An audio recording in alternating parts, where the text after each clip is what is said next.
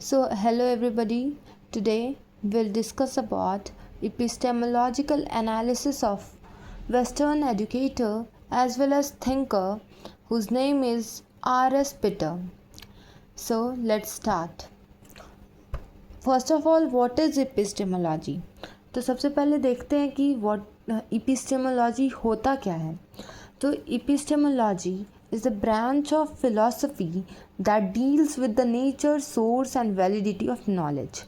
Epistemology, जिसको हिंदी में हम लोग ज्ञान मीमांसा कहते हैं, ये बेसिकली फ़िलॉसफी का एक ब्रांच है जो स्टडी करता है नेचर यानी कि कैरेक्टरिस्टिक्स क्या है नॉलेज का, हम लोगों को नॉलेज कहाँ से मिलता है यानी कि सोर्स, और क्या जो नॉलेज हम लोग ले रहे हैं वैलिड है या नहीं. ठीक है. R.S. Pitter analyzed education from an epistemological perspective, emphasizing the role of knowledge and understanding in education. R.S. Pitter जो थे वो एजुकेशन को epistemology के नज़रिए से देखते हैं और फोकस करते हैं role of knowledge and understanding in education यानी शिक्षा में ज्ञान और समझ का क्या भूमिका है, इस पर वो जोर देते हैं. सो अब हम लोग R.S. पीटर के जीवन परिचय के बारे में बात करते हैं. सो R.S. पीटर, जिनका पूरा नाम रिचर्ड स्टैनले पीटर था, Richard Stanley Peter was a British और English philosopher who made significant contribution to the field of education. Richard Stanley Peter जो थे वो एक ब्रिटिश फ़िलासफ़र थे जो महत्वपूर्ण योगदान दिए हैं to the field of education, शिक्षा के फील्ड में. इनका बर्थ जो था वो 31 अक्टूबर 1919 को मैसूर इंडिया में हुआ था और डेथ 30 दिसंबर 2011 में लंदन यूके में हुआ. और इनका टोटल एज या फिर लाइफ स्पैन जो था वो 92 ईयर्स का रहा. ठीक है. His work belongs to mainly to the areas of political theory, philosophical psychology and philosophy of education. इनका वर्क जो है बेसिकली बिलोंग करता था पॉलिटिकल थ्योरी, फिलोसफिकल साइकोलॉजी और फिलॉसफी ऑफ एजुकेशन के फील्ड से या फिर एरिया से. ओके. सो आप लोग का क्वेश्चन होगा कि what is philosophy of education. Philosophy of education is the application of philosophy to education to understand the purpose of education and the best way to educate students. यानी कि philosophy of education जो था वो study था या फिर application था philosophy का एजुकेशन में. ठीक है.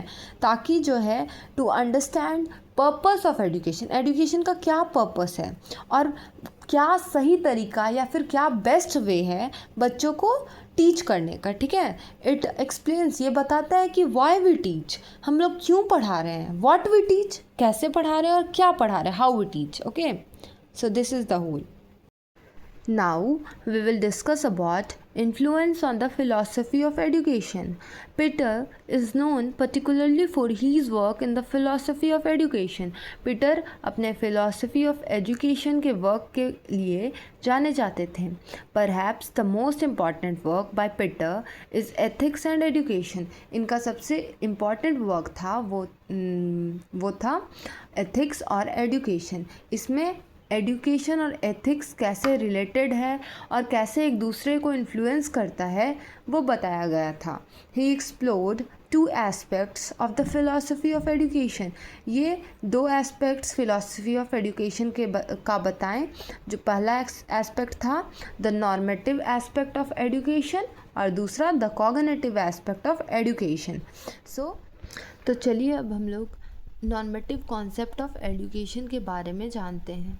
It refers to the values, standards and ideals that education should promote.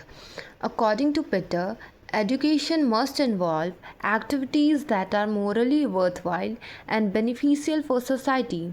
Education should not simply train a person for a job, it should help a person become a good, responsible, and civilized human being.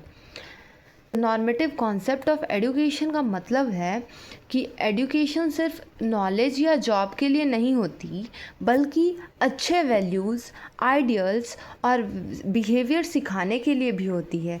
Education का M होना चाहिए कि एक student good, responsible और civilised citizen बने। और according to R S. Peter, education में ऐसी एक्टिविटीज़ होनी चाहिए जो मोरली अच्छी हो और सोसाइटी के लिए यूज़फुल हो। एजुकेशन का पर्पस सिर्फ जॉब ट्रेनिंग नहीं है, बल्कि इंसान को बेटर ह्यूमन बीइंग बनाना है। Education is not only about getting a job और डूइंग अ ट्रेनिंग और something like that, but it is a broad concept which basically includes all the overall development of the personality as well as all three domains development, that is cognitive, affective and psychomotor domain. Okay, so this is, now we will talk about the features. Education must involve moral and ethical values. Education जो है moral और ethical values के development के बारे में बात करनी चाहिए। ये स्टूडेंट को सिखाना चाहिए कि क्या सही और क्या गलत है, ये डिफ्रेंशिएट करना स्टूडेंट्स को आना चाहिए। ठीक है। दूसरा, develop good character and social responsibility. अच्छे कैरेक्टर और सोशल रिस्पॉन्सिबिलिटी का डेवलपमेंट होना चाहिए स्टूडेंट्स में।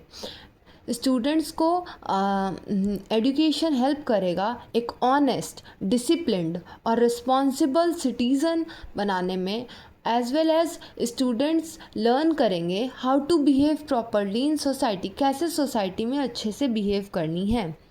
ठीक है। और worthwhile and meaningful educational activities.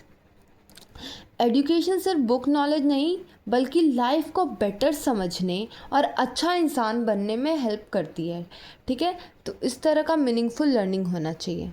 ठीक है। और इसका एग्जाम्पल्स है कि टीचर स्टूडेंट्स को वैल्यूज़ सिखाते हैं, जैसे ऑनेस्टी, डिसिप्लिन, रिस्पेक्ट, कोऑपरेशन और जस्टिस। ये वैल्यूज़ स्टूडेंट्स को गुड सिटीज़न और गुड ह्यूमन बीइंग बनाती है। Okay, so this is. अब हम लोग बात करते हैं कॉग्निटिव कॉन्सेप्ट ऑफ एजुकेशन के बारे में। तो it focuses on knowledge, understanding, reasoning and intellectual development. Cognitive concept of education का फोकस नॉलेज, अंडरस्टैंडिंग, रीजनिंग और इंटेलेक्चुअल डेवलपमेंट पर होता है। Peter believed that education must involve the development of the mind. It should help student gain knowledge in different fields such as science, maths, literature and history and enable them to think critically and logically. Education का main purpose mind का development करना है।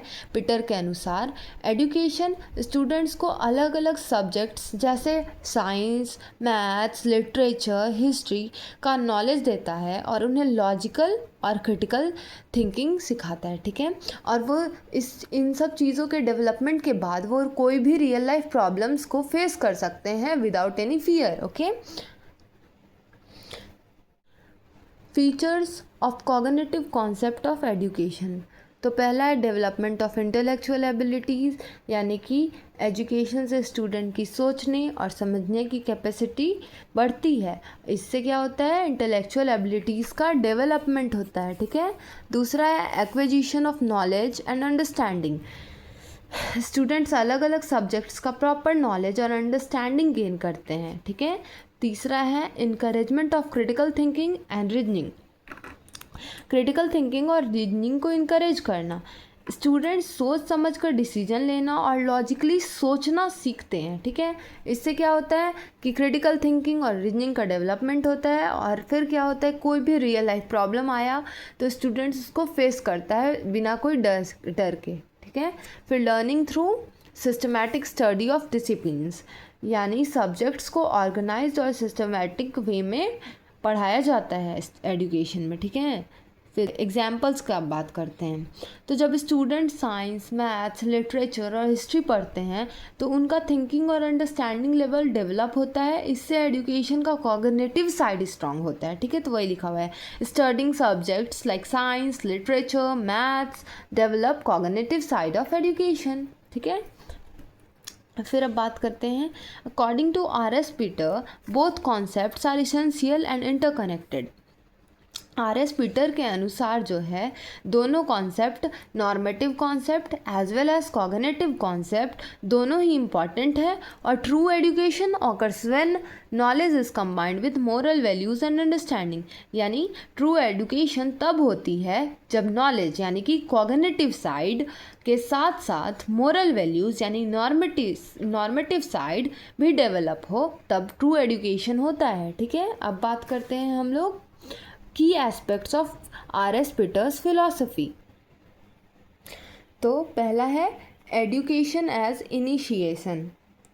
Education as initiation का मतलब है students को knowledge और culture की दुनिया में एक्सपोज करना, ताकि स्टूडेंट्स जो है डिफरेंट सब्जेक्ट्स और आइडियाज़ से इंट्रोड्यूस हो पाएँ, और उससे क्या होगा, उनका अंडरस्टैंडिंग बढ़ेगा, वो डाइवर्स थिंकिंग कर पाएंगे। ठीक है, फॉर एग्जांपल्स बच्चों को अलग अलग सब्जेक्ट्स पढ़ाना, जैसे साइंस, हिस्ट्री, मैथ्स, आर्ट वाले सब्जेक्ट्स लाइक ड्राइंग एट्सेट्रा।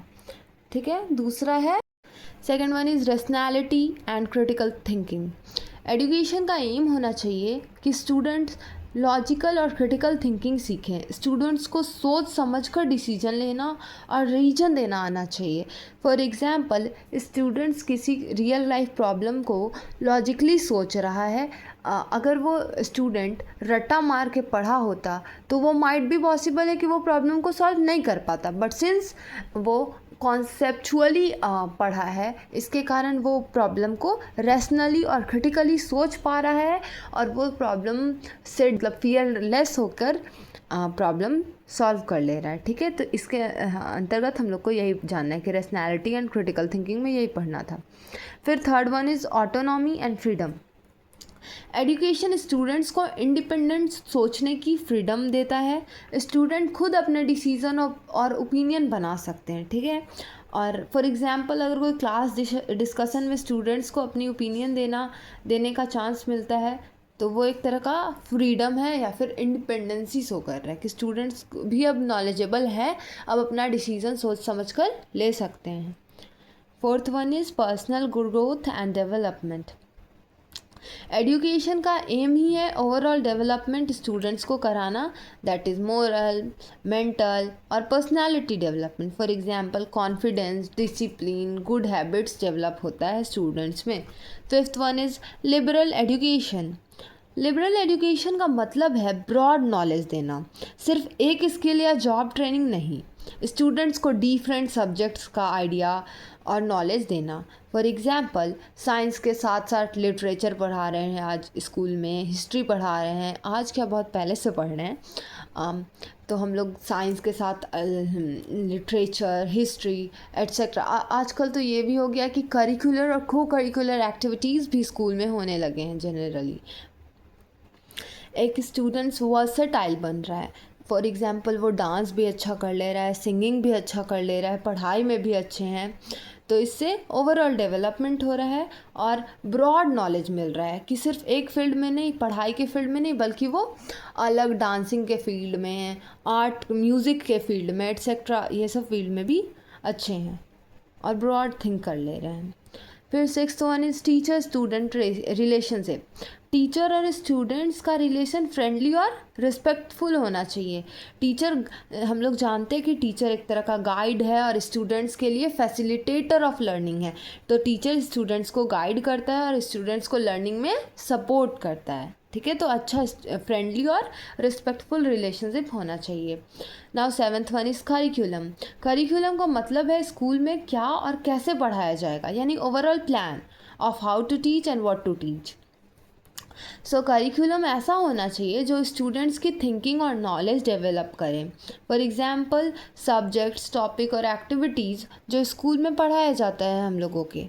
ठीक है, लोग की एस्पेक्ट्स ऑफ आर.एस. पीटर्स के फिलॉसफी को देख लिए हैं। अब हम लोग आगे बढ़ते हैं और बात करते हैं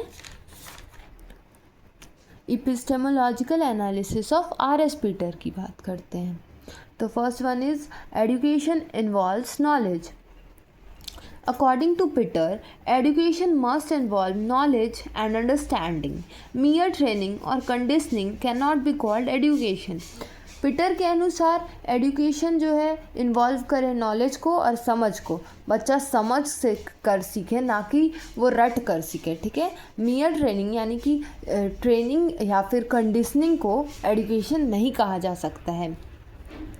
second one is worthwhile knowledge. Only valuable and meaningful knowledge is education, यानी कि जो यूज़फुल हो, हमारे रियल लाइफ सिचुएशन में काम आए, हमारे लाइफ से रिलेटेड नॉलेज हो और हम लोग आराम से जिसको सीख सकें, उस तरह का नॉलेज को वर्थवाइल नॉलेज कहा जाता है। फिर रिजेक्ट्स यूजलेस और हार्मफुल लर्निंग। ऐसा नॉलेज नहीं होना चाहिए कि वो हार्म करे दूसरे को, फिर यूजलेस हो, जिसका कोई यूज़ ही ना हो हमारे लाइफ में।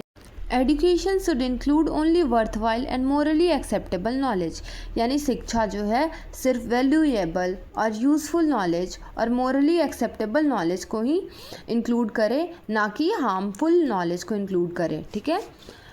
Third one is understanding is more important than memorisation.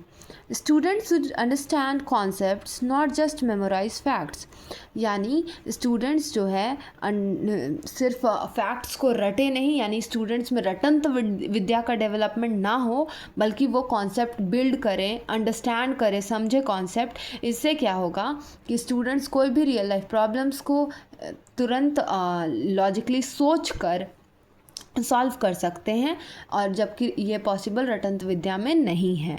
इसलिए कहा गया है अंडरस्टैंडिंग ज़्यादा इम्पॉर्टेंट है देन मेमोराइजेशन। फिर fourth one is rational thinking.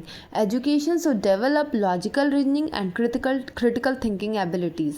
Education जो है वो डेवलप करे लॉजिकल रीजनिंग, यानी लॉजिकली सोच सके और क्रिटिकली थिंक कर सके, एनालाइज कर सके कि क्या सही है क्या गलत है, उसमें डिफ्रेंशिएट कर सके, वैसा होना चाहिए एजुकेशन हमारा। Now fifth one is knowledge leads to intellectual development. Knowledge जो है वो इंटेलेक्चुअल डेवलपमेंट कराता है। कैसे? तो through different forms of knowledge, for example studying different subjects like science, literature etcetera. True education promotes intellectual growth and deeper awareness of the world। जो true education है वो प्रमोट करता है intellectual growth और deeper awareness of the world। वो कैसे? क्योंकि हम लोग ब्रॉडर थिंकिंग कर रहे हैं। Liberal education I have said know earlier in the key aspect. तो लिबरल एजुकेशन से क्या होता है, या फिर अलग अलग लिबरल एजुकेशन का मतलब ही होता है अलग अलग वेरियस सब्जेक्ट्स, वेरियस डिसिप्लिन्स को पढ़ना।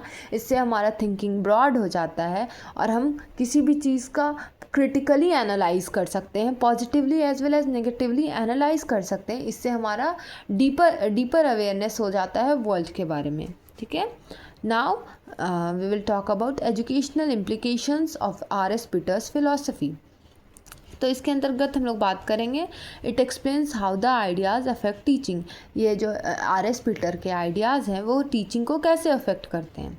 तो पहला है teacher should focus on conceptual knowledge. इसमें पूरे R.S. पीटर के फिलॉसफी से हम लोगों को यही समझ आया कि टीचर को कॉन्सेप्चुअल नॉलेज देना चाहिए, ना कि बच्चों को रटवा दे कोई भी आंसर्स, बल्कि उनका कॉन्सेप्ट बिल्ड करने पर फोकस होना चाहिए। इससे क्या होगा कि education should promote critical thinking. इससे क्या होगा कि बच्चों में क्रिटिकल थिंकिंग और लॉजिकली सोचने की क्षमता का डेवलपमेंट होगा, ठीक है। फिर third one is curriculum should include valuable and meaningful knowledge. इसका मतलब है कि स्कूल करिकुलम में सिर्फ रैंडम या यूज़लेस इन्फॉर्मेशन नहीं होनी चाहिए। जो भी सब्जेक्ट और टॉपिक्स पढ़ाए जाए वो इम्पॉर्टेंट, यूज़फुल और लाइफ में काम आने वाले होने चाहिए। वैल्यूएबल नॉलेज का मतलब होता है ऐसा नॉलेज जो स्टूडेंट्स की थिंकिंग, अंडरस्टैंडिंग और कैरेक्टर को डेवलप करे, ठीक है। और मीनिंगफुल नॉलेज का मतलब है ऐसा नॉलेज जो स्टूडेंट्स को समझ आए और उनकी रियल लाइफ से कनेक्टेड हो, ठीक है। तभी ना वो प्रॉब्लम, कोई भी रियल लाइफ प्रॉब्लम्स को सॉल्व कर पाएंगे without any fear, okay. Now thus The epistemological analysis of R.S. Peter emphasizes that education is a process of acquiring worthwhile knowledge and developing understanding and rational thinking. RS. Peter के epistemological analysis जो है वो जोर देता है कि education एक process है वर्थवाइल नॉलेज को एक्वायर करने का, यानी वैल्यूएबल और यूज़फुल नॉलेज को एक्वायर करने का और डेवलप करने का, अंडरस्टैंडिंग और रैशनल थिंकिंग, ठीक है, ताकि हम कोई भी प्रॉब्लम्स को, अपने जीवन के कोई भी प्रॉब्लम को सॉल्व कर सकें. So now we have came to the end of this lecture. I hope you all have understood this topic well, and if you want more topics like this, so comment down in the caption. Thank you so much for watching.